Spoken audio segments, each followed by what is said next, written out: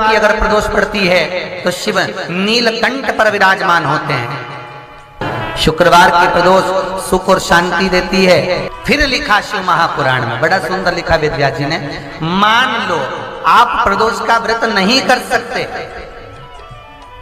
आप अगर व्रत नहीं कर सकते तो प्रदोष के दिन शंकर भगवान की जलाधारी में से पानी नीचे बहता है। जब विशेष कोई दुख वाली बात आ जाती है या कोई तकलीफ खड़ी हो जाती है, बहुत बड़ी अगर कोई तकलीफ खड़ी हो जाती है, तो शिवलिंग के स्पर्श की जगह जहां से पानी बहता है जाता है ये गोल, और यहाँ से जो भगवान के चरण है जहां से पानी नीचे गिरता है, समझ रहे हो ना सब लोग, उस स्थान पर अपनी जो ये हथेली होती है, इस हथेली को कुछ देर लगा लिया जाता है। कौन सा स्थान? जहां से शिवलिंग पर जल चढ़ा, ये जलाधारी में गोल घूमा, घूम के जहां चरण से नीचे जाता है वहां कुछ देर के लिए इस हथेली को लगा लिया जाता है। अपनी हाथ की, सीधे हाथ की हथेली को लगाया जाता है। और देवाधिदेव महादेव का या तो पंचाक्षर मंत्र या षडाक्षर मंत्र या श्री शिवाय नमस्तुभ्यं, इस मंत्र का या महामृत्युंजय मंत्र का स्मरण कर लिया जाता है। और दिल की बात भगवान शिव से कह दी जाती है, हृदय से कहकर 2 दिन, ज्यादा से ज्यादा 3 दिन, ज्यादा से ज्यादा 5 दिन, बस 6ठे दिन की जरूरत नहीं पड़ेगी, बाबा रास्ता खोल देगा और कार्य सफल कर देगा। दिल की एक लोटा जल लेकर जाओ घर से। कौन कौन ले जाता है? घर से सब घर से ले जाते हैं। वाह वाह वाह, धर लो धर लो, बहुत बढ़िया बहुत बढ़िया। एक लोटा जल लेकर जाओ घर से और भगवान शंकर को दिल से चढ़ा कर आ जाओ। नहीं है ना अगरबत्ती, नहीं है ना दिया, मतलब आप तो जल चढ़ाओ जो शिव ने दिया। जिस दिन जल भी नहीं हो, भूल गए 3 बार ताली बजा कर आ जाओ, वो भी भूल गए, मंदिर के शिखर का दर्शन कर कर आ जाओ। बहुत है। शिव को, शिवलिंग को 3 उंगली का स्पर्श, नख का नहीं, ये 3 जो हमारे पोर दिखते हैं आपकी उंगली में 3 पोर,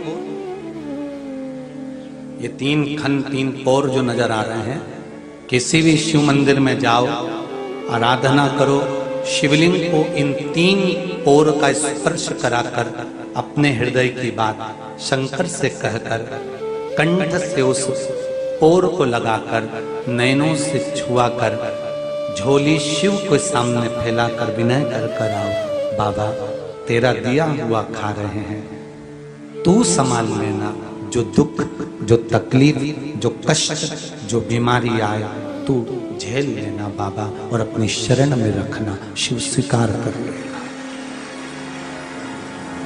शिव स्वीकार कर। अब क्या दिया तुमने शंकर भगवान को? पानी दिया? नहीं। बेलपत्री दी? नहीं। चावल दिया? नहीं। नहीं है ना? हाथ की 3 उंगली तो है, बहुत उत्तम। इसलिए शिव आराधना कहां होती है? शंकर जी का जो जलाधारी है वो कहां है? उत्तर की ओर, उत्तर की ओर जलाधारी। शिव के भगत शंकर का पूजन करने बैठते हैं तो कहां बैठते हैं? दक्षिण की ओर।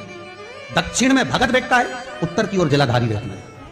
महाराज देखिए कितनी विचित्र लीला है। पंडित जी आपको पूजन करने बैठाएंगे तो कहेंगे पूरा पश्चिम में बैठो, पंडित जी अगर बैठाएंगे तो पूरा पश्चिम में बैठो, पर शंकर का अनुमोदन करने वाला, शिव का स्मरण करने वाला, शंकर की पूजन करने वाला, शंकर को जल चढ़ाने वाला, अगर वो पूर्व में बैठकर चढ़ा रहा है, पश्चिम में बैठकर चढ़ा रहा है, उत्तर में बैठकर चढ़ा रहा है, उसका फल मात्र 25% है। और शंकर को अगर दक्षिण में बैठकर उत्तर की ओर मुख कर जल चढ़ा रहा है तो उसका पुण्य 1000% वाला, उसका पुण्य आनंद में प्राप्त हो जाता है, उसको कम नहीं हो सकता, वो बढ़ता। कभी ऐसा योग लगे आपके जीवन में कि आप जिस व्यापार को आपने करा उस व्यापार में आपको फल नहीं मिला, फिर आपने व्यापार चेंज करा, फिर बदल कर देखा, फिर उस व्यापार को कर कर देखा, उसमें फल नहीं मिला, फिर आपने वापिस व्यापार को बदलने का विचार किया, तो हमारा निवेदन रहेगा उस व्यापार को बदलने से पहले एक काम जरूर कर देखना।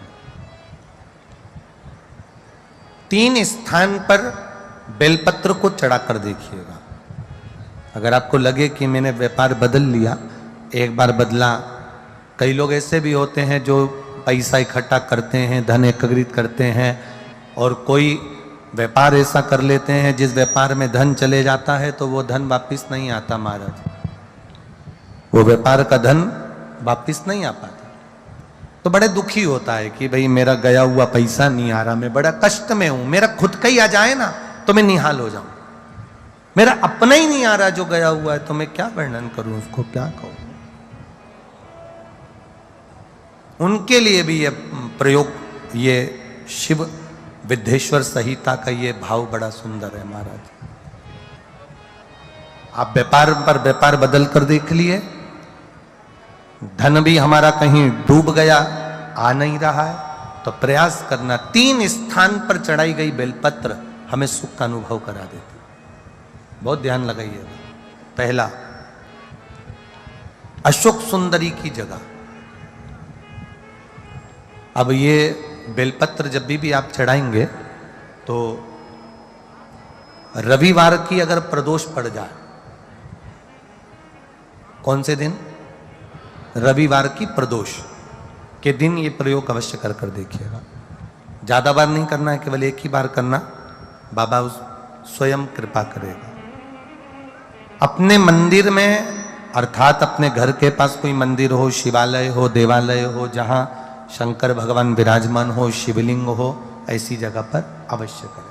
हमें कहीं दूर जाकर ये प्रयोग नहीं करना है, अपने शिवालय, अपने जो घर के आसपास में शिवालय हो वो। एक बेलपत्र अशोक सुंदरी वाली जगह। अब उसको अशोक सुंदरी की जगह पर भी चढ़ाने का तरीका क्या है? जब हम बेलपत्र चढ़ाएंगे तो उस बेलपत्र को चढ़ाते समय आपकी जो बेलपत्र की डंडी है, वो बेलपत्र, रविवार प्रदोष के दिन का ये उपाय है महाराज। ये बेलपत्र की जो डंडी है, इस डंडी का भाग शिवलिंग की ओर होना चाहिए। ये जो डंडी है, इसका भाग अशोक सुंदरी पर जब चढ़ाएंगे तो शिवलिंग की ओर इसका भाग होगा महाराज। दूसरी, बेलपत्र को जब हम समर्पित करेंगे, जया, विषहरा, शामरीवारी, दौतली, देव, मान लो जलाधारी ऊपर नहीं है शंकर जी के, तो उसका स्मरण कर 5 कन्याओं का नाम लेकर जया, विषहरा, शामलीवारी, दौतली, देव, इनका स्मरण कर शंकर भगवान के शिवलिंग पर बेलपत्र रखेंगे। बेलपत्र कहां रखना है? आप अगर यहां बैठे हो तो आपके विपरीत में डंडी का मुख होना चाहिए। ये बेलपत्र की जो डंडी है, इसका मुख आपके विपरीत में हो। आप यहां बैठे हो तो डंडी उधर होगी, आप इधर बैठे हो तो डंडी का मुख इधर होगा, आप उधर बैठे हो तो डंडी का मुख इधर होगा। आपके ठीक विपरीत की ओर डंडी का मुख हो। ये 2 जगह बेलपत्र समर्पित करने के बाद तृतीय बेलपत्र शिवलिंग की जो जलाधारी है, जहां पर भगवान शंकर का शिवलिंग रखा है, वहां स्पर्श कराकर, केवल छुआना है, स्पर्श कराकर बेलपत्री के पेड़ के नीचे ही कोई कंकर हो, कोई शंकर हो, या कोई मिट्टी का ढेला हो, नी हो, तो वहीं मिट्टी को थोड़ी सी ऊंची कर